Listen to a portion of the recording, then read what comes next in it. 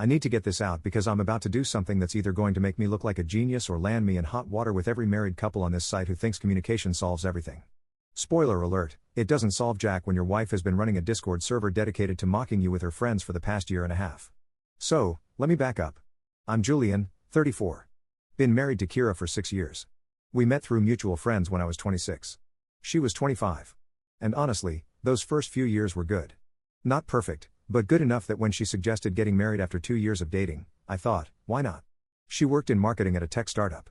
I was doing pretty well in financial consulting. We bought a house together in my name because my credit was better, and everything looked solid from the outside. Here's where it gets fun. 3 weeks ago, Thursday afternoon, I decided to leave work early and surprise Kira for our 6th anniversary. Yeah, I know. How pathetically romantic of me, right? I stopped at this place she loves and got 24 roses, the expensive kind that actually smell like something. Picked up her favorite takeout and headed home around 2 o'clock in the afternoon instead of my usual 6. The house was quiet when I got there. Her car was in the driveway, so I figured she was working from home like usual.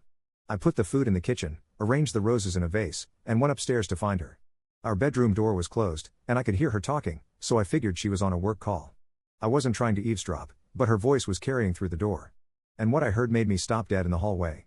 She was laughing, that real genuine laugh she used to do with me back when things were actually good between us. And she said something about how I'd probably show up later with flowers like a trained dog. Her exact words. I stood there trying to process that. And then I heard her say she couldn't wait to see what pathetic gesture I'd come up with this time and how at least I was useful for paying the mortgage on time. I didn't burst in. I didn't make a scene. I just stood there in the hallway with 24 roses downstairs and Thai food getting cold on the counter, listening to my wife trash talk me to whoever was on the other end of that conversation. When she finally finished and left the bedroom to use the bathroom, I went in and looked at her laptop. She'd left it open, which honestly was stupid of her, but I guess she didn't expect me home for another 4 hours. And there it was. Discord. A private server called the Married Martyrs Club with her and 3 of her friends. Maeve and Sophia were the main ones I recognized from her college days, plus another woman I didn't know. I didn't have much time, so I grabbed my phone and started taking screenshots of everything I could see. The laptop screen was still unlocked, showing the active conversation. I navigated through the channels. There was one called Husband Horror Stories and another called Exit Strategies and one just labeled Evidence, which made my blood run cold in a way I'm not supposed to describe according to Reddit rules. So, let's just say I knew immediately this was worse than just some girls complaining about their marriages. I clicked on Husband Horror Stories first. Months of messages. Months. Kira had posted photos of me, actual photos, with comments underneath. There was one of me sleeping on the couch after a long day at work, and she'd written, Exhibit A, the spineless clown in his natural habitat. Her friends had responded with vomit emojis and laughing reactions. Another photo showed me loading groceries into the car, and she'd captioned it, at least the trained seal performs on command. Maeve had replied saying her husband was the same way, just another paycheck with legs. Sophia added that the secret was to keep them just insecure enough that they never stopped trying to please you. But the real gut punch came when I scrolled back further and found the channel where they discussed their actual relationships with other men. Kira had been texting 3 different guys from her office. She'd posted screenshots of her conversations with them. One guy named Clifford kept sending her messages about meeting up during lunch breaks. Another named Barry was more explicit, sending stuff about what hotel they should try next. The third guy's name I didn't catch because I heard the bathroom door open and had maybe 10 seconds to get out of there. I closed the laptop, walked downstairs like nothing happened, threw the roses in the trash, and ate the Thai food myself while sitting at the kitchen table. When Kira came down 20 minutes later, she acted completely normal. Asked me why I was home early. Said the flowers would have been nice if I'd actually given them to her instead of leaving them on the counter. Complained that I'd eaten without waiting for her. I just smiled and said I wanted to surprise her but got hungry.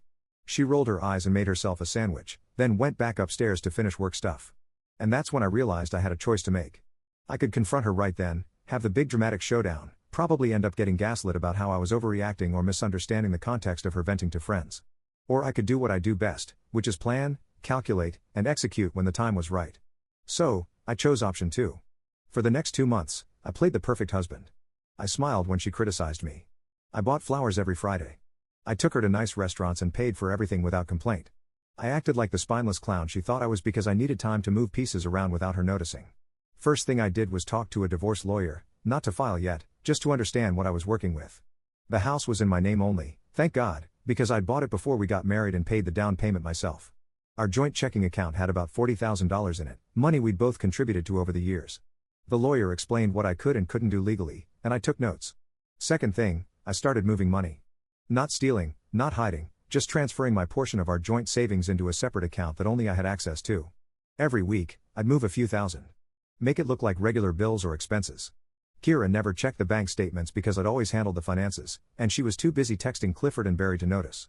Third thing, I installed security cameras. Told Kira it was because of the break-ins happening 2 streets over, and she didn't question it. Got cameras for the front door, back door, driveway, and one in the living room. I wanted footage of everything just in case. But here's what really kept me going during those 2 months. I kept checking that Discord server. Kira never changed her password, never logged out, and every few days I'd wait until she was in the shower or running errands, then I'd open her laptop and screenshot everything new. It became this sick routine, like checking the news, except the headlines were all about how much my wife despised me. She posted about our anniversary dinner, the one I took her to after discovering the Discord. Wrote about how I'd tried so hard to be romantic and it just made her want to throw up. How I'd reached across the table to hold her hand and she had to resist the urge to pull away. How she'd excused herself to the bathroom 3 times just to text Clifford about their lunch plans for the following week. Maeve responded saying at least Kira's husband made good money. Sophia said hers barely earned enough to cover half the mortgage, but at least he was hot, so it evened out. Kira wrote back that she just closed her eyes and thought about shopping whenever we had sex. And honestly, that one hit different because we'd had sex maybe 4 times in the past 6 months, and apparently each time she was mentally checking out. The worst part, the channel labeled Exit Strategies. That's where Kira and her friends discuss their actual plans for when they decided to leave their husbands. Kira had written out a detailed timeline. She wanted to wait until I got my next promotion, which would bump my salary significantly. Then she'd file for divorce, claim she'd contributed equally to the household, and try to get half of everything, including the house value. She'd even messaged with Clifford about moving in together after the divorce, how they'd get a place downtown, how she'd be free to actually enjoy her life instead of pretending to care about someone she'd stopped respecting years ago. I screenshot all of it. Every single message, every photo, every cruel comment. Built an entire folder on my phone, backed it up to cloud storage, even printed physical copies and stored them at my parents' house. Because here's what Kira didn't know, I might have been playing the spineless clown, but I was also setting up every single piece for the moment when I'd stop playing. 2 weeks ago, I filed for divorce. Didn't tell her. Just walked into the lawyer's office with my documentation and started the process. Changed the locks on the house while she was at work. Transferred the rest of my money out of our joint account legally because the lawyer confirmed I could do that before filing became official. Sent copies of the Discord screenshots to her parents, her boss, and about 15 of our mutual friends. Then last Thursday night, exactly 2 months after I found that Discord server, I texted her. Told her I knew everything, that she could check her bank accounts and try coming home, but neither would work out the way she expected. I told her she should probably call Clifford or Barry and ask if one of them had a couch she could sleep on because I was done being her trained seal. And then I turned off my phone. I'm writing this from my parents' house because I didn't want to be home when she inevitably showed up to scream at me. My lawyer said to lay low for a few days while the divorce paperwork gets served. I turned my phone back on this morning and I've got 342 missed calls. Over 300 texts from Kira ranging from what did you do to the house is locked to where's all the money gone to answer your phone to my parents saw everything to please this isn't real. Her friends have been messaging me too, which is hilarious because they didn't even have my number before this, but apparently they got it from somewhere. Maeve sent me a long message about how I'm taking things out of context and Kira never meant any of it seriously. Sophia told me I'm ruining Kira's life over a joke between friends. But here's the thing, Reddit. I spent 2 months watching my wife laugh about me with her friends. 2 months reading about how she was planning to bleed me dry financially and move in with her affair partner. 2 months being the perfect husband while she counted down the days until she could dump me and take half of everything I'd worked for. So yeah, I pulled the rug out first. I secured my assets, protected the house I bought with my own money, and made sure everyone in her life knew exactly what kind of person she really was. Now she's dealing with the consequences, and I'm here watching it all unfold from a safe distance. Some of you are probably thinking I should have tried to talk to her first, work things out like adults, maybe gone to therapy. But you didn't see those Discord messages. You didn't read the detailed plans she had for financially ruining me. You didn't see your own face in photos with vomit gifs attached. So, here we are. My phone is blowing up. My wife is apparently losing her mind trying to figure out where I am and how to fix this. And I'm sitting in my childhood bedroom eating my mom's cooking and feeling more at peace than I have in months. Is that messed up? Probably. Do I care? Not even a little bit. I'll update when things develop further. Because based on the intensity of these text messages, Kira isn't planning to give up quietly. And honestly, I'm curious to see just how far she'll go when she realizes the spineless clown finally grew a backbone. Update 1. Okay, so remember how I said I was curious to see how far Kira would go? Turns out the answer is pretty damn far, and also in directions I didn't see coming. Before I get into the chaos of the past week, let me address some comments from the last post because yeah, I've been reading them and some of you had questions. No, I didn't steal any money. Everything I transferred was legally mine to transfer according to my lawyer. Yes, I know some of you think I should have confronted her first. Cool. You go ahead and have a nice chat with someone who's been calling you a trained SEAL for 18 months and let me know how that works out. And to the person who said I invaded her privacy by reading the Discord, she left her laptop open in our shared bedroom in our shared house. That's not hacking. That's called being in the wrong place at the wrong time to discover your wife is trash. Anyway, where I left off, I was at my parents' house avoiding Kira's 342 calls and feeling pretty good about my life choices. That lasted exactly 2 more days. Monday morning, I'm sitting in my dad's garage helping him organize his tool collection because apparently that's what you do when you're a 34-year-old man hiding from your wife, when I hear a car pull into the driveway. My mom comes out to the garage and tells me Kira's here and she brought her mother. Great. Fantastic. Just what I needed. I told my mom to tell them I wasn't home. But my dad gave me this look like he didn't raise a coward. So, I went inside. Kira was standing in the living room with her mom. And the second she saw me, she started in. Where had I been? Why wasn't I answering her calls? What the hell did I think I was doing sending those screenshots to everyone she knew? Did I have any idea what I'd done to her life? I just stood there and waited for her to finish. Her mom jumped in saying this was all a misunderstanding, that married couples have rough patches, that I was being vindictive and cruel by airing private matters to friends and family. I asked what rough patch exactly we were discussing. The one where Kira called me a spineless clown or the one where she was planning to financially destroy me after I got my next promotion. Kira tried to say it wasn't like that. Those messages were just venting. Every wife complains about her husband sometimes. I was taking everything out of context. I pulled out my phone and started reading direct quotes. The one about how I made her want to throw up. The one about closing her eyes and thinking of shopping during sex. The detailed discussion about emptying our joint accounts after the divorce. Her mother actually had the nerve to say that what Kira discussed privately with her friends shouldn't matter because it wasn't real. It was just talk. So I asked if Clifford and Barry were just talk, too. If the hotel meetings were just talk. If the lunch breaks were just talk. That's when Kira changed tactics. She started crying, asking why I was doing this to her, saying she'd made mistakes but we could work through them. We'd been together for 8 years total, and didn't that count for something? She reached for my hand, and I stepped back. Told her not to touch me. She asked what happened to the man who brought her flowers every week, who tried so hard to make her happy. I told her that man woke up and realized his wife thought he was a joke. Then she got angry, really angry, started yelling about how I'd locked her out of her own house, how I'd stolen her money, how I'd turned everyone against her. I corrected each point. It was my house, my name on the deed, bought before we got married. The money I transferred was my money from my income. And I didn't turn anyone against her. I just showed them who she actually was. Her mom demanded I give Kira access to the house so she could get her belongings. I said fine. I'd arrange a time when I could be there with my lawyer present to make sure she only took what was actually hers. Kira said that was ridiculous. She just needed to grab clothes and personal items. Why did I have to make everything so difficult? Because you spent 18 months planning to rob me blind, Kira. That's why. My mom, bless her, had been watching this whole thing from the kitchen doorway. And she finally spoke up. She told Kira and her mother that they needed to leave, that this wasn't the place for this conversation, and that maybe they should think about why their son and husband felt the need to protect himself so thoroughly.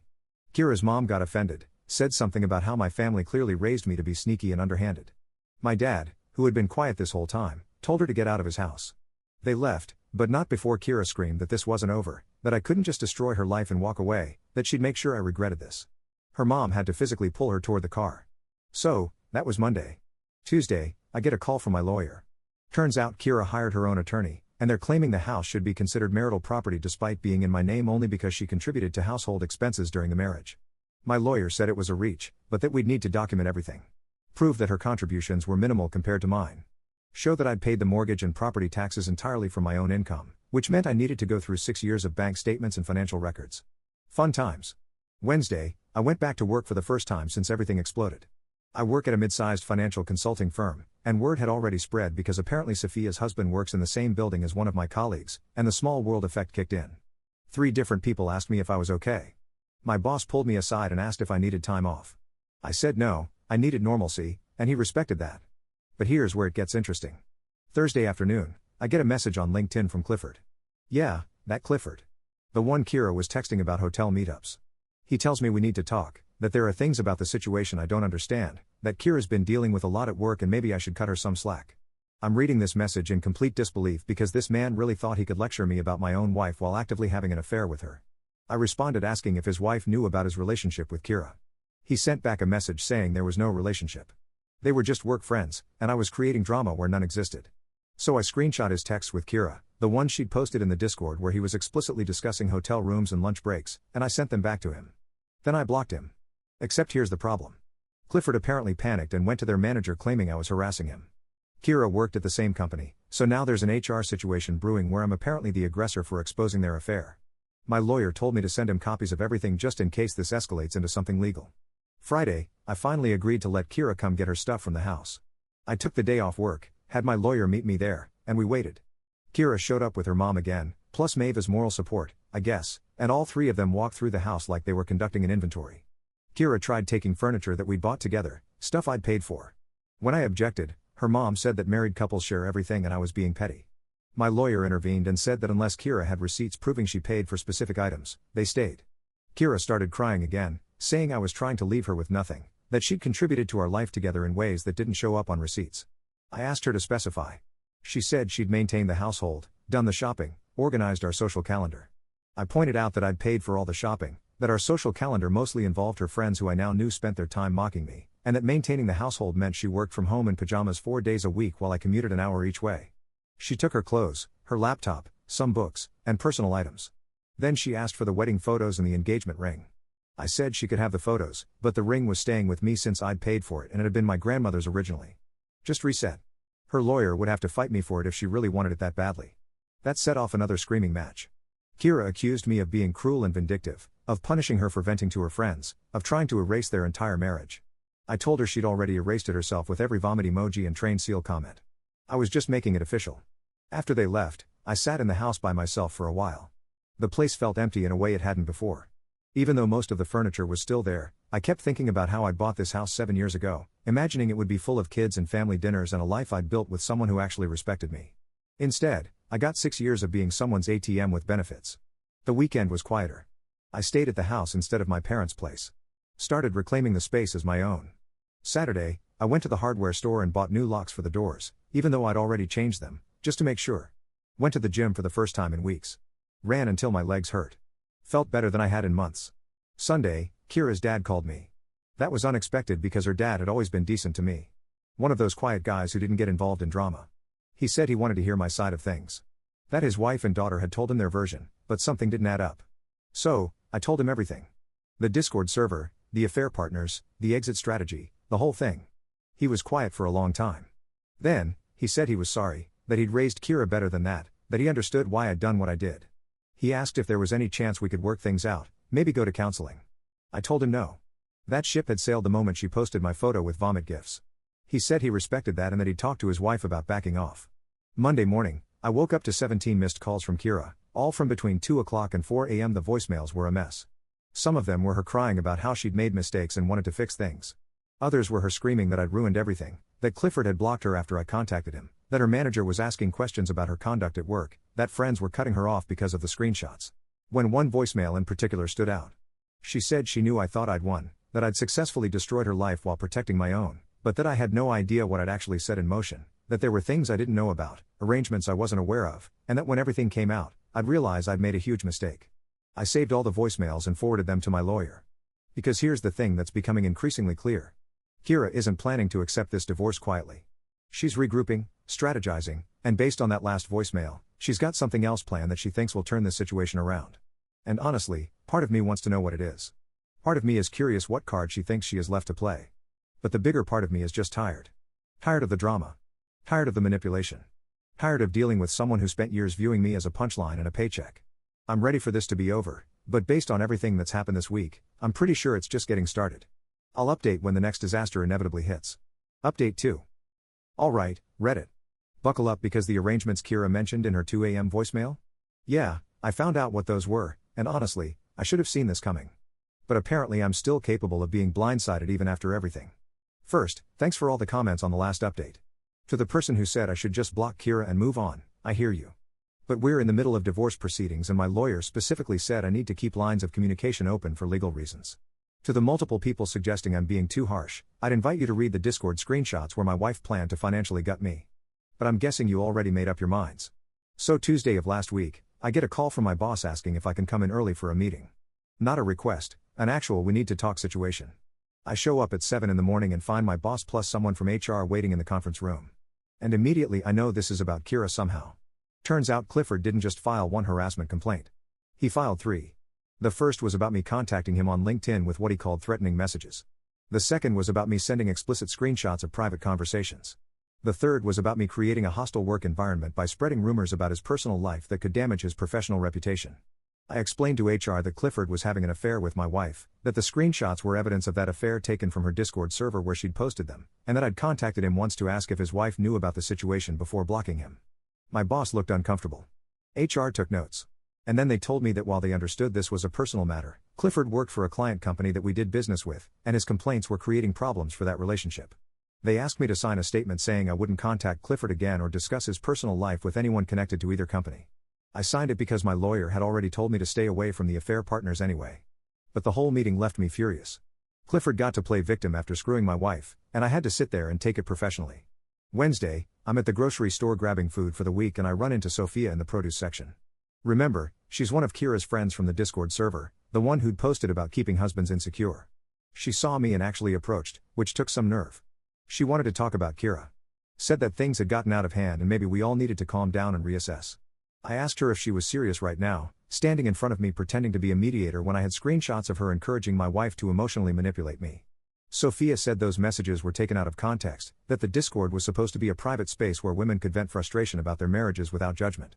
I asked her if planning financial strategies to maximize divorce settlements was venting, if posting photos of your husband with vomit emojis was venting, if coordinating affair schedules was venting. She got defensive. Said that women needed outlets for their anger in marriages where they felt trapped. I pointed out that nobody trapped Kira in our marriage, that she was free to leave at any time. She just wanted to maximize her payout first. Sophia told me I was being deliberately obtuse, that women's anger was valid even when men didn't understand it. That Kira had been dealing with a lot of pressure to be perfect, and the Discord was her way of coping. I said that was the most ridiculous justification for cruelty I'd ever heard. And if Kira was so miserable, she should have filed for divorce instead of planning to rob me. Then Sophia dropped the bomb. She told me that Kira had been talking to a therapist for the past 6 months about emotional abuse in her marriage, that there was documentation of my controlling behavior, that when this went to divorce court, I'd find out just how much evidence Kira had built up about my treatment of her. I stood there in the produce section holding a bag of apples, trying to process that. Emotional abuse. Controlling behavior. Kira had been building a counter-narrative this whole time, creating a paper trail that painted me as the villain. Sophia said I should think very carefully about how I wanted to proceed because Kira wasn't going to just roll over and let me destroy her life without consequences. I left my groceries and walked out. Thursday, my lawyer called. Kira's attorney had filed a motion claiming that I'd engaged in financial abuse by controlling the household finances, that I'd isolated her from joint decision-making about money, and that my sudden removal of funds from our joint account constituted theft of marital assets.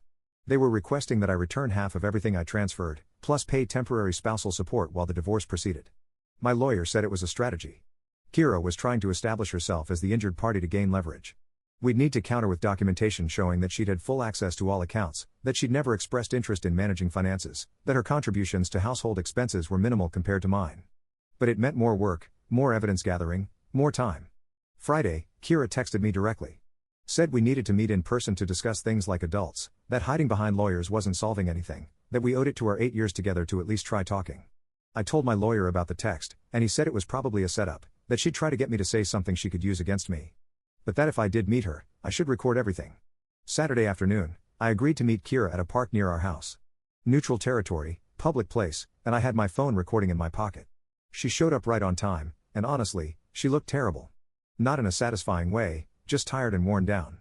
Part of me almost felt bad until I remembered the vomit emojis. She started by saying she knew we were both angry and hurt, that things had spiraled out of control, that maybe if we could just talk honestly, we could find a way forward. I asked her what kind of way forward she was imagining, because from where I stood, there was no relationship left to save. Kira said she understood why I was upset about the Discord, that those messages looked bad without context, but that I had to understand how lonely she'd been in our marriage, that I worked constantly, that I'd been emotionally unavailable, that she'd felt like a roommate instead of a wife. The Discord was her way of connecting with other women who felt the same way. And yes, some of the things they said were harsh, but it was frustration talking. I asked her about Clifford and Barry. She claimed nothing physical had happened, that it was just flirting, that she'd felt invisible in our marriage and the attention from other men made her feel valued. She said she never would have actually gone through with any of it, that it was fantasy, that I'd taken private thoughts and turned them into evidence of crimes she hadn't committed. I brought up the exit strategy, the detailed plans for the divorce. Kira said every woman in an unhappy marriage thinks about leaving. That having a plan didn't mean she was definitely going to execute it. That I was treating normal thoughts as if they were actions. She said if I'd ever actually talked to her about our problems instead of just buying flowers and pretending everything was fine, maybe we could have worked things out. That got me angry. I asked her when exactly I was supposed to have this conversation. Before or after she posted my photos with vomit gifs? She said those messages were private and I'd violated her privacy by reading them. I told her privacy doesn't protect conspiracy to commit financial abuse. She said financial abuse was what I'd done by controlling all our money for 6 years. I explained that I'd never controlled anything, that she'd had access to every account, that she'd just chosen not to pay attention because she was happy letting me handle everything while she spent money freely. Kira said that was exactly the problem, that I'd created a dynamic where she felt dependent on me, where she couldn't make financial decisions without my approval, where she'd lost her autonomy. I pointed out that she had her own job and her own income and could have opened her own accounts anytime. She said I'd made her feel like she couldn't, that my attitude about money had been controlling even if I hadn't explicitly forbidden her from doing anything. I asked how my attitude controlled her when I'd literally said yes to every purchase she'd ever wanted to make. Kira started crying and said I was twisting everything. That I'd never understood how hard it was to be married to someone who made her feel inadequate. That every time I bought her gifts or paid for things or handled the finances, she felt smaller and less capable. That the Discord messages were her trying to reclaim some power in a relationship where she felt powerless. I told her that was insane. That I'd done everything she ever asked. That I'd worked extra hours to pay for the lifestyle she wanted. That I'd been exactly the husband she said she wanted until I discovered she actually thought I was a joke. Kira said maybe that was the problem, that I'd been performing husband duties without actually seeing her as a person, without understanding what she needed emotionally. We went back and forth like this for over an hour. She kept trying to reframe everything as my failure to communicate, my emotional unavailability, my creation of a power dynamic that made her feel trapped. I kept bringing up the actual things she'd written, the actual plans she'd made, the actual affairs she'd been conducting. She'd say I was taking things out of context. I'd read back exact quotes. She'd say the quotes didn't capture her intent. Eventually, I asked her what she actually wanted from this conversation. She said she wanted me to drop the divorce, to agree to marriage counseling, to give us a real chance to work through our issues with professional help. She said she'd made mistakes, but so had I, and that our marriage was worth fighting for. I asked if she'd told her therapist about the Discord server. She said her therapist knew she'd been venting to friends about marital frustration. Yes. I asked if her therapist knew about Clifford and Barry. She said her therapist knew she'd been seeking emotional validation outside the marriage because she wasn't getting it inside the marriage. I told Kira that I wasn't interested in counseling, that I was done being married to someone who viewed me with contempt. She asked how I could be so cold about ending 8 years together. I said she'd ended it herself when she started treating me like a punchline with a paycheck. I was just making it official. Kira stood up and said I'd regret this. That when everything came out in court, I'd realize I'd destroyed a marriage that could have been saved. That her lawyer was building a case that would show I'd been controlling and emotionally manipulative. That I'd isolated her financially. That my actions after discovering the Discord were vindictive and cruel. She said judges didn't look kindly on husbands who locked wives out of their homes and stole their money. I reminded her that it was my house and my money. She said marriage didn't work that way. I said apparently in her mind it did since her exit strategy explicitly involved taking half of everything I'd earned. She told me I had no idea what I was dealing with, and then she left. Sunday I went to my parents' house for dinner and told them about the meeting. My mom asked if there was any chance Kira was right, that maybe I'd been emotionally unavailable without realizing it. My dad said it didn't matter if I'd been distant when Kira's response was to mock him publicly and plan financial revenge instead of asking for couples therapy. But the question stuck with me. Had I been a bad husband? I thought about the past 6 years, tried to remember conversations where Kira had asked for more emotional connection and I'd shut her down. I couldn't think of any. I remembered her complaining that I worked too much, but also remembered her wanting the expensive vacations and the nice house and the lifestyle that required me working those hours. Monday, my lawyer sent me the official response we were filing to Kira's claims. It included bank statements showing her full access to accounts, credit card records showing her spending patterns, and documentation that I'd paid for over 80% of household expenses. It also included screenshots from the Discord showing her exit strategy, which my lawyer said would counter any claims that I'd surprised her by removing funds. But here's the thing that's keeping me up at night. What if Kira's right that I was emotionally checked out and I just didn't notice because I was busy working and paying bills and trying to be a good provider? What if the Discord server was her breaking point after years of me not seeing her and I'm the villain in her version of this story? No, I'm not doing this. I read those messages. I saw what she wrote. Whatever problems we had in our marriage, her response was cruelty and manipulation and planning to financially destroy me. That's not the behavior of someone who wants to fix things. That's the behavior of someone who wants to win. So, here we are. Divorce proceedings ongoing. Kira building her case that I'm an abusive, controlling husband. Me building my case that she's been planning to rob me blind. We're meeting with lawyers again next week to discuss property division and support payments. Part of me wants this over. Part of me wants to drag it out just to make her suffer longer. Mostly, I'm just tired of the whole thing. But I'm not backing down. She wanted to call me spineless. Wanted to treat me like her trained seal. Wanted to laugh about me with her friends while planning to take everything I'd worked for. Well, the seal learned some new tricks. And Kira is about to find out that spineless and strategic aren't the same thing. Update coming whenever the next disaster hits. Final update. Okay, Reddit. This is probably going to be my last update on this situation unless something absolutely wild happens, which at this point I'm not ruling out because the past 3 months have been completely unhinged. But I think we've finally hit the end of this particular nightmare. So, let me fill you in on how everything concluded. Shout out to everyone who's been following this disaster. And special shout out to the commenter who predicted that Kira's emotional abuse claims would fall apart once the Discord screenshots got in front of a judge. You were absolutely right, and I owe you a beer I'll never be able to buy you. So when I left off, Kira was building her case that I was controlling and emotionally abusive. I was building my case that she'd been planning to financially destroy me. And we were both lawyered up for what was looking like a brutal court battle. My lawyer had scheduled mediation for 3 weeks out, which in divorce terms is basically tomorrow. The week before mediation, things got messy in a way I didn't expect. Barry, remember him? The other affair partner who'd been sending Kira explicit messages about hotels. Yeah. He decided to make himself a problem. Kira had apparently been staying with Maeve since I'd locked her out of the house. And Barry showed up at Maeve's apartment demanding to talk to Kira. Maeve's husband answered the door, didn't know who Barry was, and things escalated.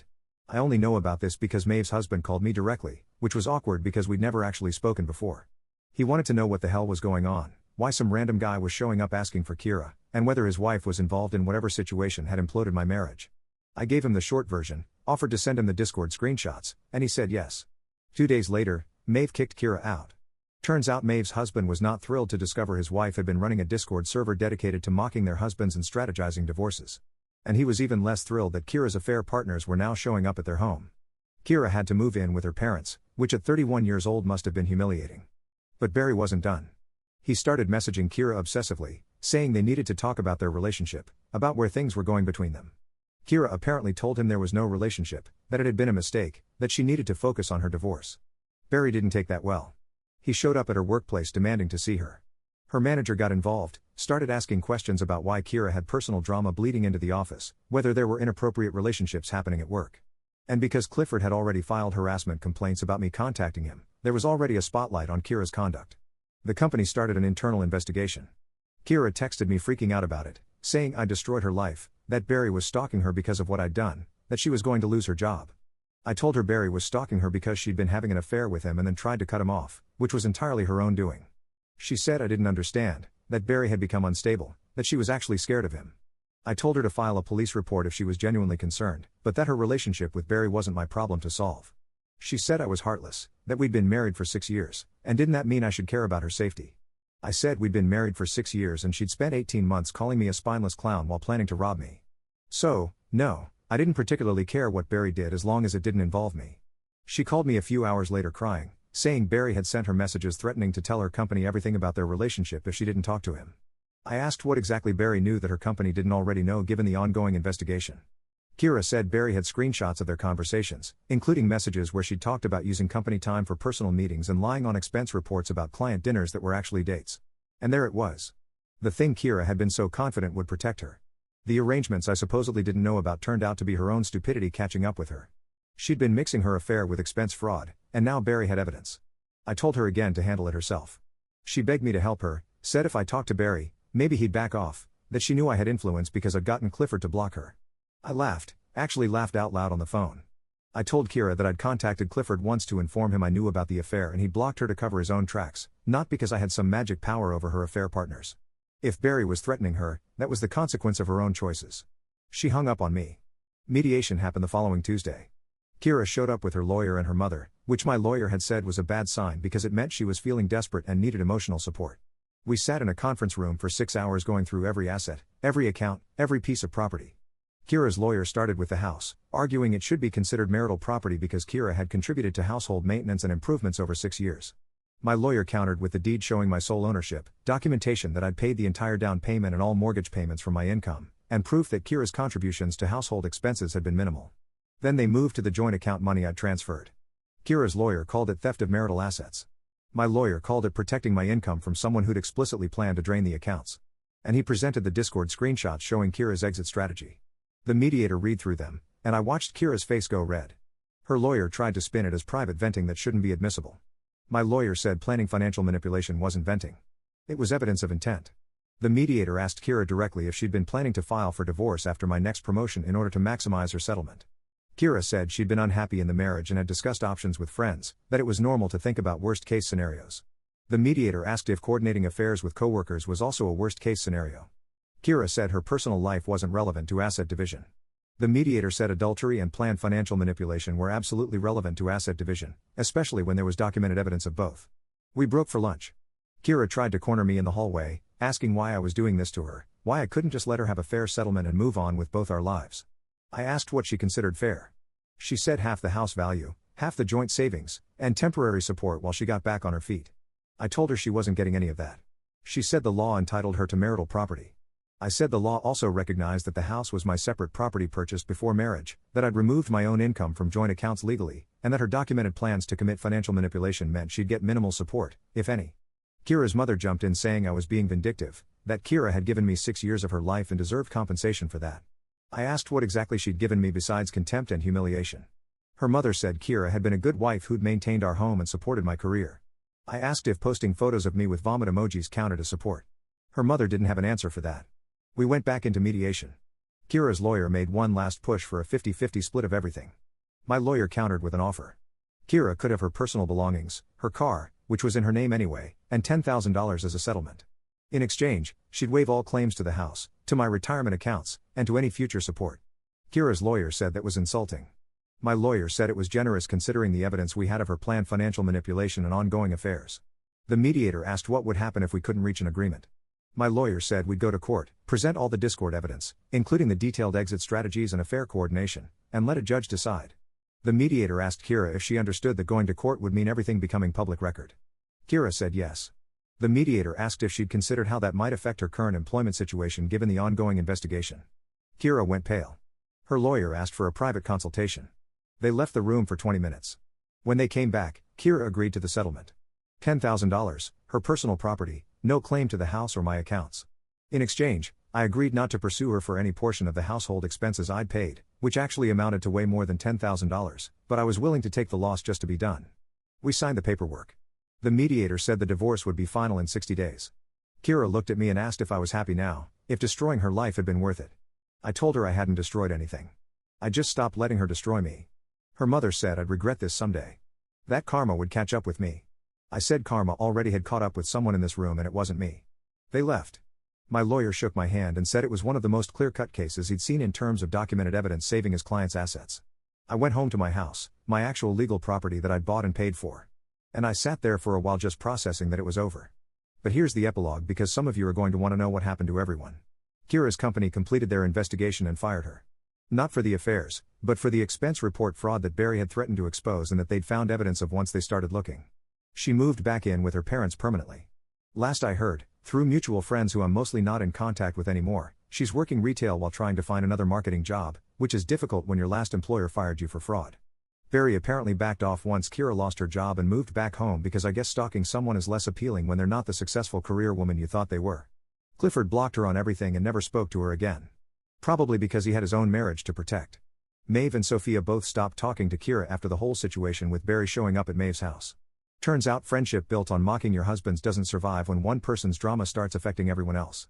Maeve's husband apparently demanded she delete the Discord server and apologize, which she did, and they're working on their marriage. Don't know if that'll succeed, but not my circus anymore. Kira's dad called me once after everything was finalized. Told me he was sorry for how things turned out, that he'd tried to talk sense into Kira, but she'd been convinced she was the victim until the very end. I appreciated that he reached out, told him there were no hard feelings toward him, and that was the last time we spoke. As for me, I'm doing fine. Better than fine, actually. The house is mine. My accounts are secure, and I'm not spending 50% of my income supporting someone who thought I was a joke. I've been on a few dates. Nothing serious yet, but I'm not in a hurry. I'm 34, own my own home, have a good job, and I'm not bitter about relationships in general, just smarter about what I'll accept. I still have all the Discord screenshots saved. Not because I plan to do anything with them, but because sometimes I look at them and remember that I spent 2 months playing the perfect husband while actually planning my exit. And it reminds me that I'm capable of strategic thinking when necessary. The trained seal learned new tricks. The spineless clown grew a backbone. Whatever metaphor you want to use, I figured out how to protect myself. Some people in the comments asked if I ever loved Kira or if this was just about winning. Honestly, I did love her, or loved who I thought she was.